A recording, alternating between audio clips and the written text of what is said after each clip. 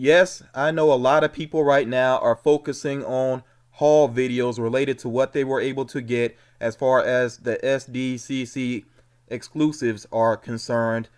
I will eventually share everything that I was able to get, but I'm actually waiting on at least two deliveries and like things that I've worked out as far as trades are concerned, because I just couldn't afford to try to run out and get everything that I wanted immediately. So basically I have to kind of wait, but I think I did manage to get the majority of what I really wanted, so that's, a good thing.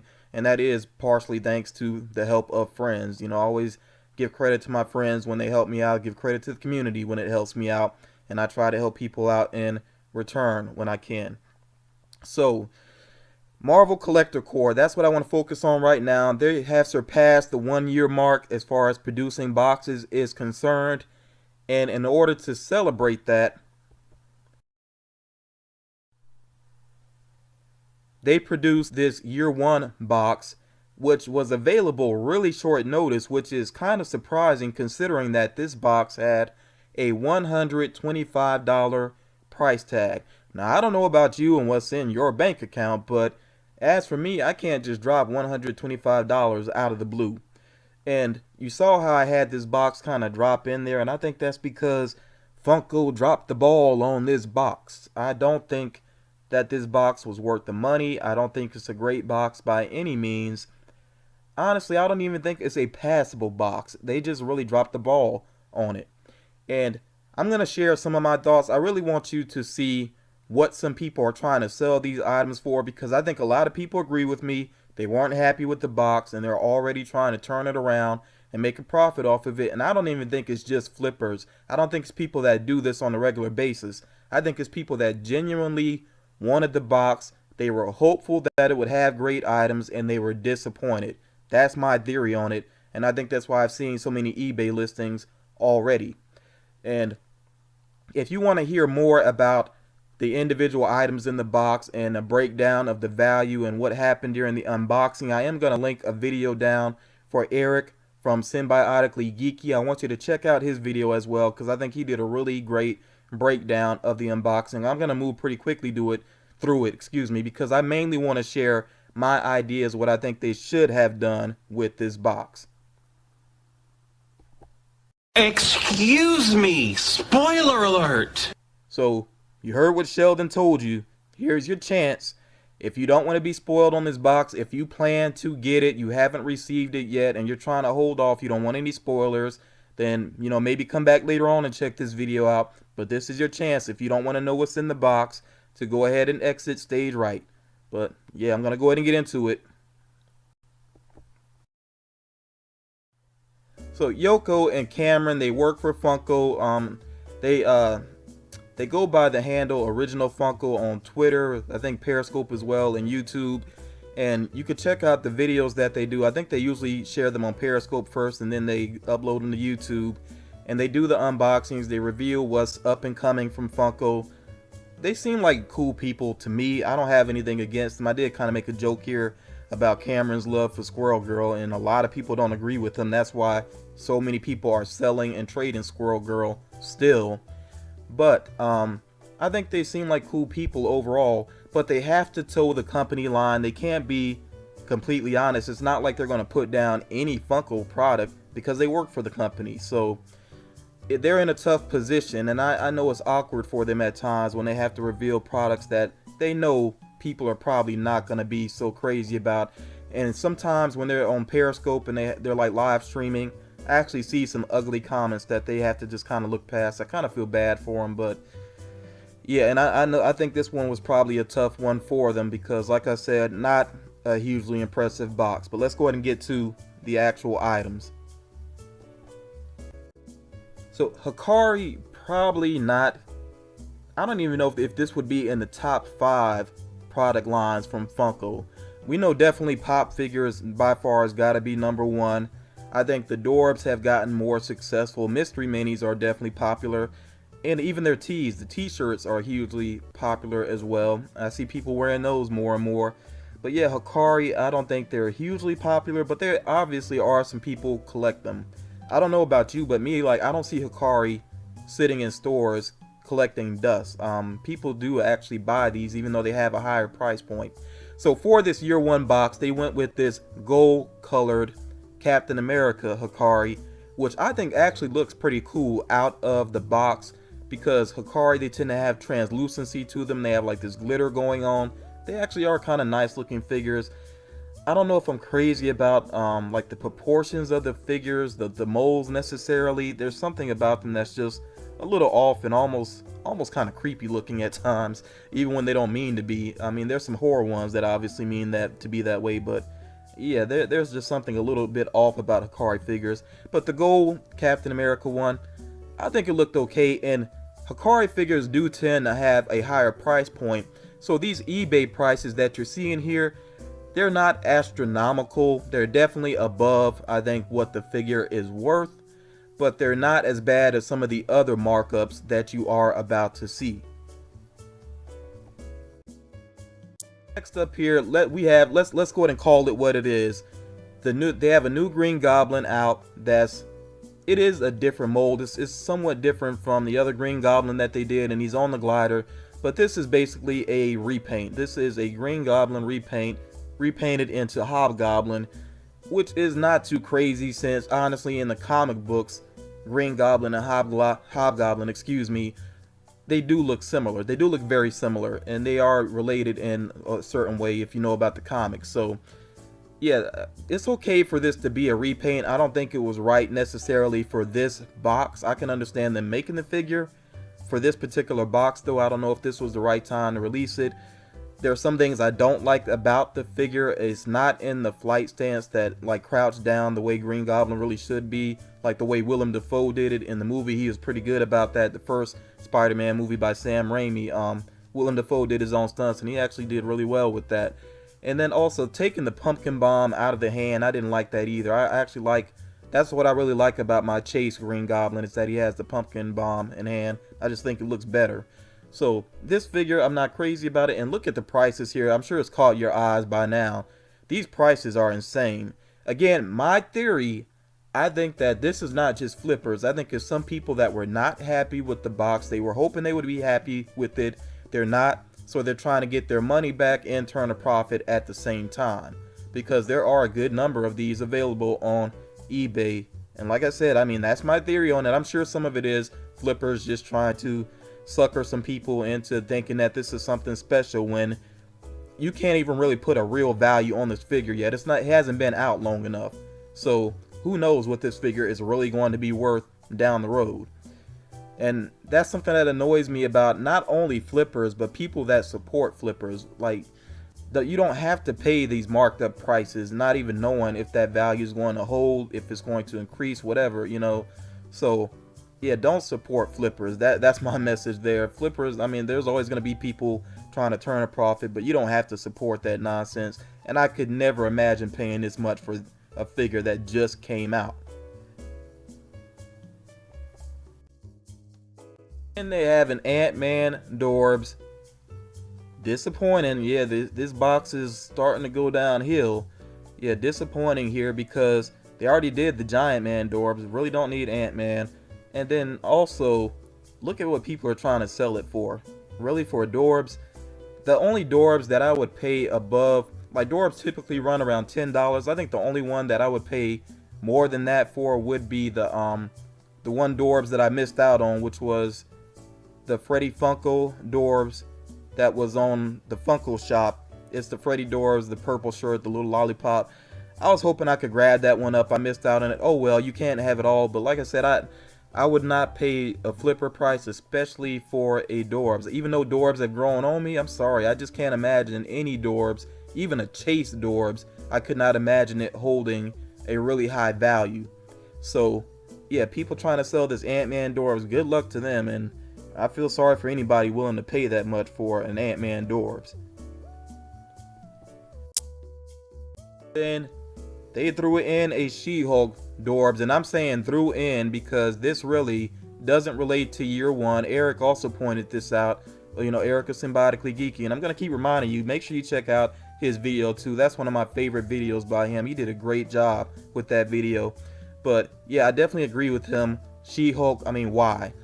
she doesn't fit in with the year one, and I just don't think there's anything really special about this Dorbz either, and I definitely would not pay $50 for it. So again, I don't know why people are trying to sell it for that much. It's kind of insane. I guess they're trying to fool people into thinking because it's marked up so high, this must be something special. No, it's not. Yeah, don't be fooled. And then a hat. I don't know why all of a sudden Funko seems to be trying to compete with Liz or Starter or whoever they're trying to compete with. They really want to put something on our heads though, and I'm not a big fan of their hats. I think their hats, I guess what it is that I like hats that tend to be a little more subtle, a little more understated. I think solid color hats tend to look the best.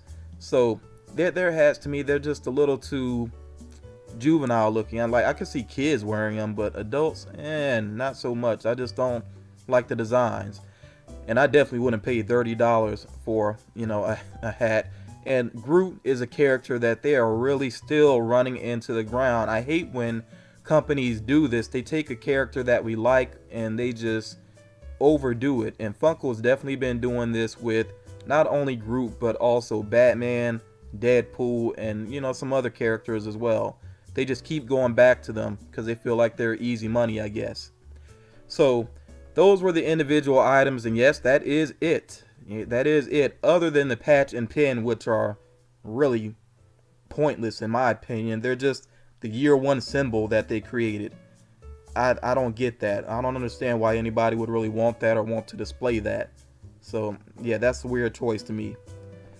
But if you're still interested in this box and you want to go ahead and get it, you can find it on eBay. If you have a lot of money just laying around and you want to pay these marked up prices, you see a lot of people trying to sell it for over double. I wouldn't be surprised, I guess, to see somebody trying to sell it for double the price, like $250, but apparently that's not good enough for most people. Most people are selling it for double what they paid for it. And then you have some people really getting astronomical. You see over there on the right hand side, $450. Would you really pay $450 for the items you just saw? I mean, come on, no way. And I saw more than one person that was trying to sell this box for over $400. That's insane to me. But that's enough about what they actually did. Let me go ahead and get to my ideas, what I think they should have done with the year one box. And let me go ahead and stress this right now. I'm not trying to be a know-it-all. I don't know if my ideas would have been more successful than what Funko has done. I'm just trying to share my own personal thoughts here. That's the purpose of this. I'm not trying to be a know-it-all. You just want to share my opinions though. And like I said, I don't know. Maybe my ideas wouldn't have flew either. But let's go. Just as a reminder, this was supposed to be a year one box. So I'm going to focus on what I think really should have been a year one box. So I'm going to focus on what they had in year one, which was Avengers, Secret Wars, Villains, Ant-Man, Guardians of the Galaxy, and Deadpool. One thing that can't happen, this is basically a non-idea, I guess, something that I wish could happen, but it won't happen, is a Black Widow rock candy figure. That would be nice to kind of jump off a Marvel line of rock candy figures, but it's not gonna happen. And at first I was wondering, like, why do they have Barbie and DC but they don't have the Marvel characters as rock candy figures? And then I finally realized, oh, because rock candy figures are not bobbleheads. Everything Marvel, they got to make it bobbleheads, as far as I know. I don't really know how that works out. There's certain types of figures that have to be bobbleheads, so I guess rock candy would probably fall up under that. And if you tried to make a rock candy with a bobblehead, I'm pretty sure that would look ridiculous. So I understand why they can't do the Marvel characters, but it's unfortunate, and it would have been cool to see Black Widow as a rock candy figure. But let's get into what I think they should have done as far as the Avengers are concerned. I don't understand how people can profit off of comic books and forget about the comic books themselves. I even think Marvel is doing this to a certain extent, because what they're doing to the XMen in the comics, they're downplaying those characters, killing them off, doing all sorts of ugly things to the characters just because they don't have the rights to use them on films, because 20th Century Fox has those rights still. So they've really been sort of trashing the X-Men and trying to make the Inhumans like the replacement mutants, I guess, or whatever. I'm not really feeling that, because it all comes back to the comics. So it's odd to me that they have a year one box and there's nothing to read in it. I feel like there should have been either a Marvel encyclopedia, and the reason I say that this would fit with the Avengers is because almost every major hero in Marvel has been an Avengers at some point. If you ever see like a list of, in fact, IGN did some great videos of showing you all of the Avengers there have ever been. Almost every major hero and even some villains have been Avengers at some point.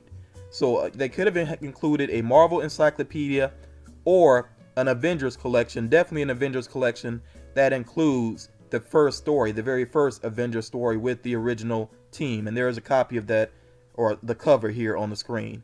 So yeah, I think they should have done something that really paid homage to the actual comics, and not forget that this is where all this money is coming from.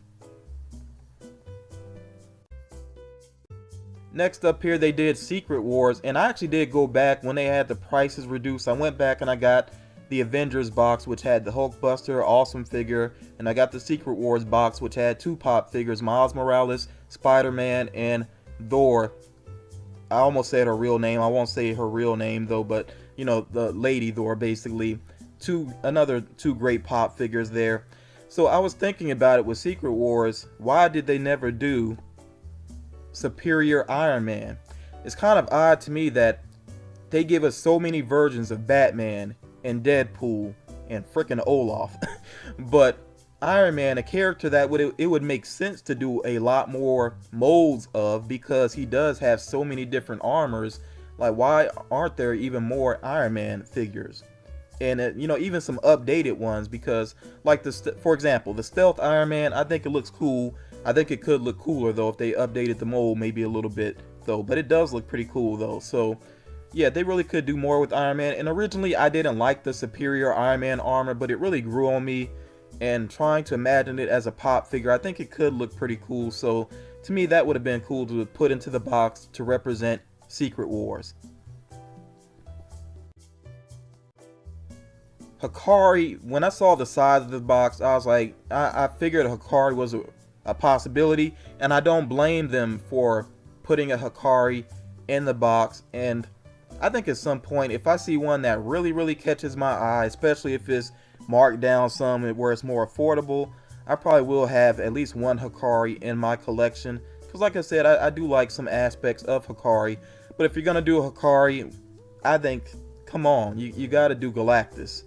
Galactus would have made so much sense as a Hikari figure. He could have looked so awesome, but I'm pretty sure that his name didn't even get brought up because of this issue between Marvel and Fox. Fox has the rights to Galactus because he's mainly considered to be a Fantastic Four villain. That's why he was in Rise of the Silver Surfer, even though they went with that cloud version of him, which was pretty lame. You know, I think they could have pulled off the actual Galactus, the physical form, but you know, it is what it is. But yeah, I think Galactus would have been awesome as a Hikari figure, and I don't know if it would ever happen. Next up, this is maybe an odd idea to some people, but again, I know they needed to have some variety in the box. That's just how Funko does, and again, it makes sense to me. It makes business sense. They want to try to promote their different lines. So I don't think that a plush figure always has to be something that's necessarily cute. And a giant ant, not necessarily cute. Now there is a cute picture over here that I managed to find, but in the Ant-Man movie, you know, giant ants, they look accurate but not necessarily cute though. But I like the bond between Ant-Man and Anthony, the main ant that he had. And I think Anthony as a plush, or either maybe like a small Ant-Man on top of Anthony as a plush, that would be pretty cool to me. And like I said, I don't think a plush always has to be super cute. It could be something that's a little offbeat. As a matter of fact, if you think about the Ant-Man movie, Scott Lang's daughter had this ugly little doll or something. I can't remember exactly what it was. It was a doll or action figure or something that he was kind of wondering like why she was so attached to it. But I like that little message that, you know, kids can be attached to things that aren't necessarily cute. So I think an Anthony plush, that would have been representative of that idea within the movie, and you know, it just would have been cool. So yeah, something that we'll probably never see, but just kind of an offbeat idea that came to my mind. Another idea that might sound a little awkward, but I think it makes sense when you really think about it, and let me break it down for you. Okay, Thanos, obviously the most powerful villain, I think, in the MCU. Somebody may disagree with that, and I know, I guess Dark Phoenix might be competitive. I don't know how people really look at that, though. The whole thing with Dark Phoenix and Phoenix is a little confusing to me. But as just a pure villain, I think Thanos is the most powerful. So an XL Dorbz of Thanos, I think would be pretty awesome. You know, to take the most powerful villain and make him into something that's kind of cute. And then also it would be a callback to his first appearance in live action at the end of the Avengers, and you see that up here in the upper left when he turned to the camera and smiled. So an XL Dorbz of Thanos, I think that would be awesome. I think it would make a lot of sense.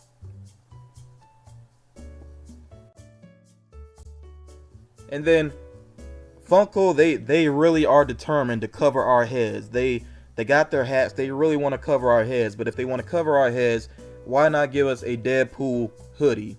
There are already a lot of Deadpool hoodies out there, a lot of cool different styles. You know, they got the ones where you can zip up, like you see here in the middle, you can zip it up and it looks like his full mask and all those things. And I know what some people say right away, it's summertime. Why would they give us a hoodie? It's summertime briefly. Okay, it's summertime briefly. The majority of the year, you can wear a hoodie. And I know a lot of people that wear a hoodie the majority of the year. I wear a hoodie the majority of the year myself. So I think giving a Deadpool hoodie would have been a really cool item. Something that feels a little more significant than a t-shirt, or something you could wear more often. And maybe that's why they're pushing the hats. They want to give you something that you can wear more often. If that's their reasoning, I can understand that. But I still think a Deadpool hoodie would have been an awesome item. And their omission of Deadpool is pretty surprising, since they're trying to put so much other Deadpool stuff on us. So yeah, that was a little surprising to me. But that's enough of me rambling. I've shared plenty of thoughts there, and I really want to hear from you all. What do you think about what they actually put in this year one box? Do you think it was worth their original price tag of $125?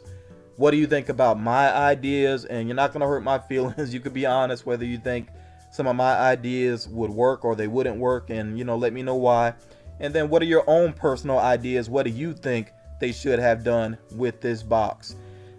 I personally feel, like, this is just one last thing I want to say. I personally feel that Funko's pushing it. They're probably going to lose some subscribers from the collector core, and we'll see how things go with their other boxes as well. I think I know some people, as a matter of fact, some people personally that have already stepped away from their Star Wars box. So yeah, I hope Funko pulls that together. Otherwise, they're about to lose a lot of subscribers, and I don't know why I'm saying hope. I'm not invested in the company, but still, yeah, I hope they get it on track, though. Still, I don't wish, you know, any ill will, even though it's a company. I don't wish ill will towards them. I hope they get it together, and you know, I just like to share my ideas. So yeah, you all share your ideas down in the comments, and don't forget, one last time, make sure that you check out Eric's video, Symbiotically Geeky. The link will be down in the description. Thank you all for watching, and you all take care.